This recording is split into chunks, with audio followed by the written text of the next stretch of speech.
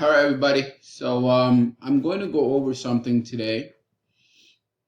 Wanted to go over the importance of the tape reading chart.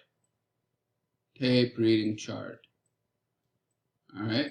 But first, let's see how Wyckoff used this chart specifically for day trading. So yeah. So this is tape reading and active trading by Richard Wyckoff. And somewhere here he goes into the tape reading chart and he starts explaining it. 1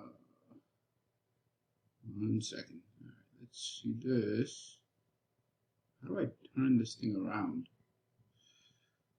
Ooh, man.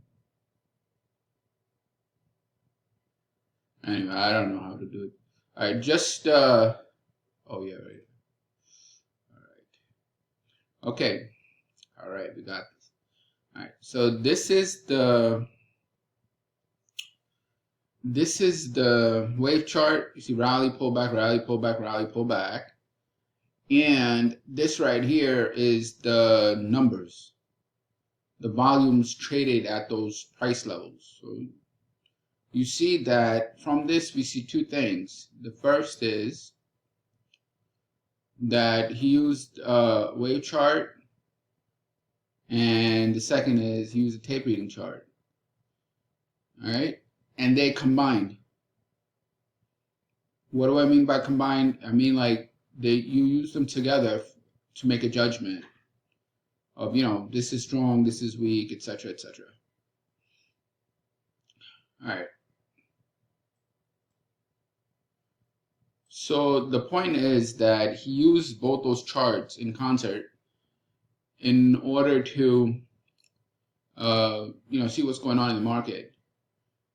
Now, I'm not trying to do rocket science with this, but I will say that this thing has two really important features that I've seen and observed.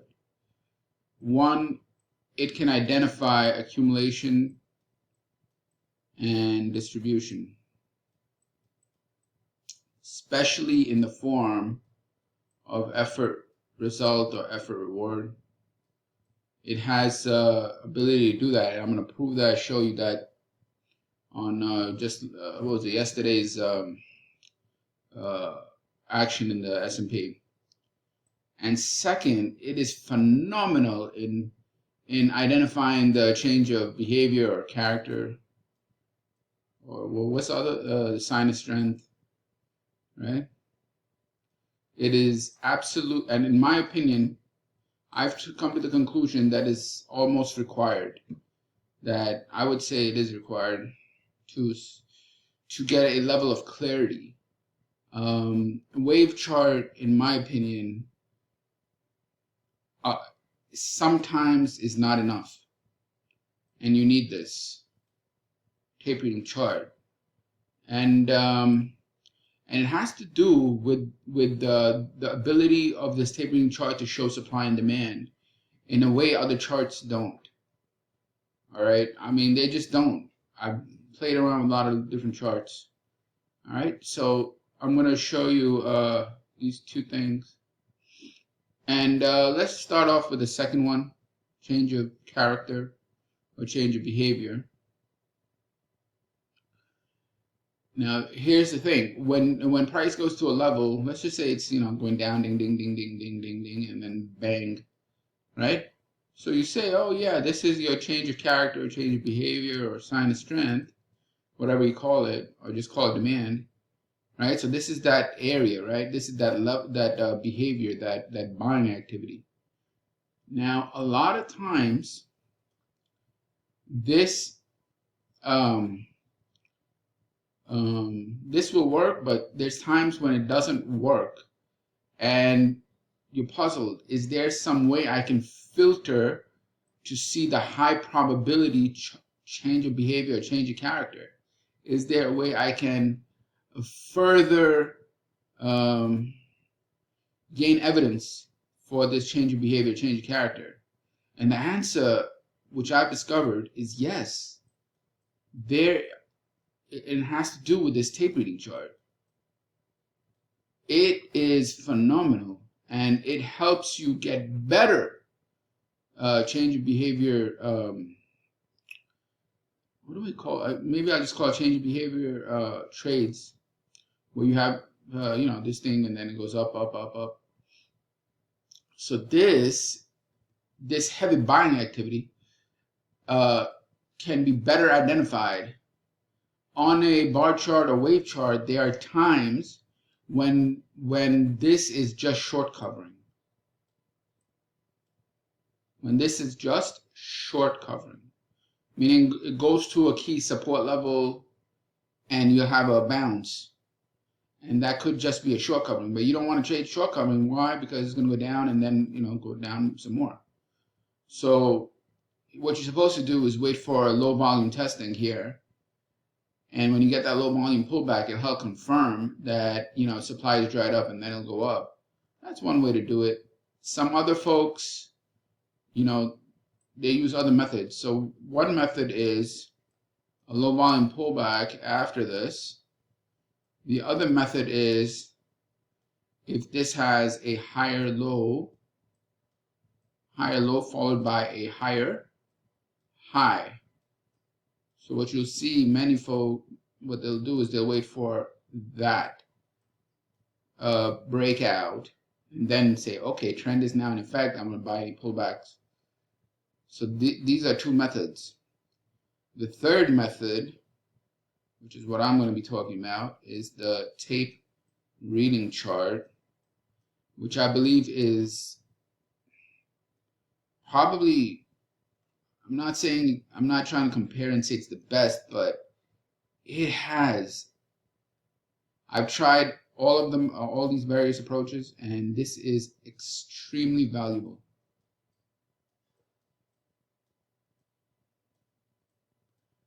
It has tremendous value. Besides the fact that it can actually show accumulation distribution, and you know how valuable that is, right? Because most of the market, the issue that most traders have is from the market is that the data that we're given, we're unable to structure it in a way that we can clearly see supply and demand. That's really the issue, and that's because most folks are relying on open, high, low, close, or the size of a wick or something like that. But to actually be able to structure it in a way that it makes sense and that you're able to clearly see supply and demand pressure, that's the challenge. And this is of massive value. All right, now I'm going to show you certain things. Let's start.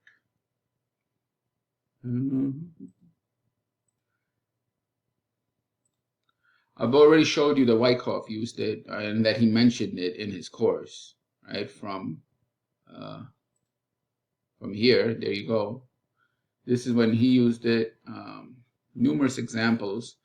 This is this is the chart where you have the wave chart, and you have the volume chart or the tapering chart right above it, and all of that. Okay, so there's a reason why he's using it. If it wasn't of value, it wouldn't be here. There's no point to add something that's redundant, right? What did I do? All right. So, and the other thing I explained to you was about effort reward. So we'll just start looking at those markets, and I'll show you. Well, let's start off with. What is this? It's the Nasdaq, right? Okay. Now I'll show you here. On the Nasdaq, you had all this selling pressure came out of nowhere. Everybody was ready to short. Okay, everyone was ready to short, want to short the pullback, get in, short, short, short. Now we're going to go to the Nasdaq and see what is really going on. And I've just expanded on the tapering chart in that I've added like some indicators here that allow me to clearly see certain things. One being change behavior, effort reward, etc., etc. Right? So we'll go to the NQ, And I want you to look at the candle chart and then look at this. What do you see? Well, you don't see, not the candle chart, but the bar with the wave chart, right here. You see prices going down. So I'm looking at this yesterday and, like thinking of a short, but then all of a sudden I see this. This volume has no reward. This volume is bigger than the volume, is bigger than the other volume, bigger than 3 volume, 4 volume, 5 volume, 6 volume, 7 volume, 8 volume, 9 volume, 10 volumes. I'm looking at this and saying, what the hell is going on? Because this was reaccumulation, or whatever you want to call it, right here. See that? The big print and no reward was an indication that this was accumulation. That's accumulation. And I'll show you other examples as well that was easily detected. But the bottom line, you cannot see this on this. You cannot see it here. You cannot see it anywhere except here. You might have been able to see it on footprint charts. I think they would expose them, but in a clear way, it is brain dead obvious that this here is accumulation, and my effort index here is quite high. So 64, that's just a custom little thing that helps me identify certain effort reward or absorption. And so here, the volume, is trying to break, but someone's not letting the market break. Not letting the market break. Tapering chart can show you that. When we go to the euro, show you here, I knew this thing was going to pop. I don't know where it was, but is it here? I think it was here. Well, it's one of them. It's either here or both. But these numbers, this much effort, no reward. This much effort, and it goes up. Does that make sense to you? It's supposed to go down, but it doesn't. It goes up. Goes up. So, was it here in the back too? I'm not sure where else it was, but the idea is very simple. It was in an uptrend and a pullback happened, and on the pullback, all this volume. Maybe I can show it. Well, I'll show it again later. All right, but the idea here is really straightforward. All right, it's going to pop. All right, now going back to NASDAQ. Where was the NASDAQ? Here. You see this? I've already shown the effort reward. Now I show you this. This thing right here. Look at the volume. Look at the rally. Look at the range of the bar. That's your change of behavior. Now, why is that important? Can you see this on a 3-minute NASDAQ chart? It's not there. This looks like a pullback. This looks like pulling back to some moving average. But here, you see the size and the volume that comes in is a good amount. Biggest in 15. From a level. By the way, there's a level here. There is a level here. Why? Because they try to break some level. All right? So this makes sense because someone's buying and stopping the market from breaking support and and they keep buying, and that's why you have a big bar with big volume. So they buy as traders try to sell, they buy it up, bag holding, and then continue to buy. So these are the two behaviors I was talking about that make a lot of sense for the tapering chart, specifically effort reward for the purposes of reaccumulation or accumulation, and the change of behavior. Why the change of behavior? Because a lot of times you'll have waves, and they may actually be a change of behavior in the wave, but how do you validate it? You validate it with this chart. And at other times you may have a wave like this that you're not sure of, and you can again validate it with this chart. So it serves as almost like a source of truth or a criteria to judge the validity of the change of behavior. Okay?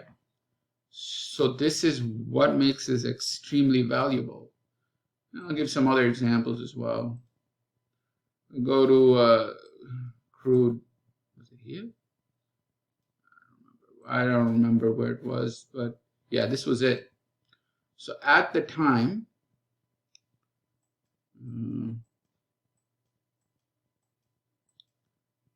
what was it? I don't know where I put it. Anyway, this is a little trade, but it's just a support to resistance trade. So basically, I'm watching this, right? And I see this price action right here. Big, strong wave. Big, strong wave. Okay, big, strong wave. Now you go to the tapering chart, bang, big 22. Buy the pullback. When you buy the pullback, it goes back to resistance. I was looking for much more than this, but the idea is at least you get something, all right? And it validated the change of behavior.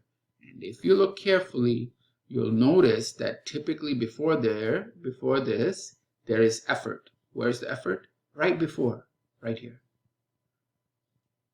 Meaning what they try to do is usually test the market or try to break it, and they can't go in one direction, so they go in the other direction. All right. Let's go to other markets. Oh yeah, two other markets, gold and copper. And this one was also gold. I don't know where I put the. Anyway, so it was going down, down, down, down, down, flush, goes sideways, and then you have this thing. So I forgot how the let's switch the market here. Maybe I can do it.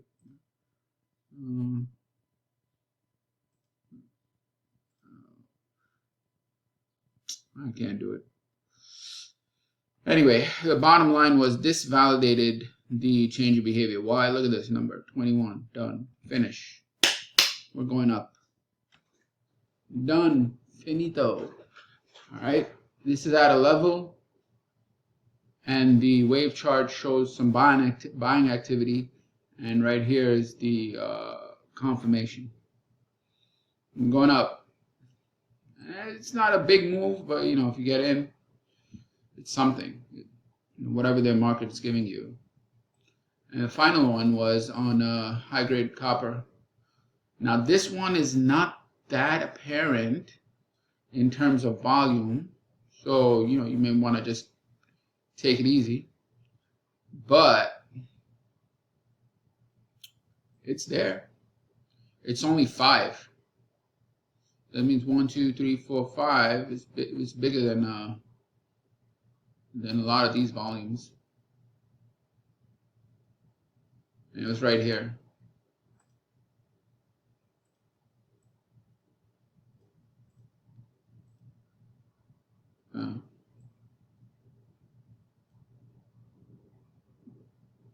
And that created the move. So that's what happened on Friday. Okay. So what is the point of all of this? The point of all of this is that the tape reading chart helps you validate and confirm a change in behavior, which typically has effort reward in the background. So the effort reward is the accumulation, and then that's typically followed by that sign of strength or the change in behavior that occurs here. Okay. So the other thing is Wyckoff did use it, as I showed you his chart from a long time ago, where he combined both of them, and obviously he did it for a reason. Right? All right, that's all, folks. Take care. Have a good weekend. Bye.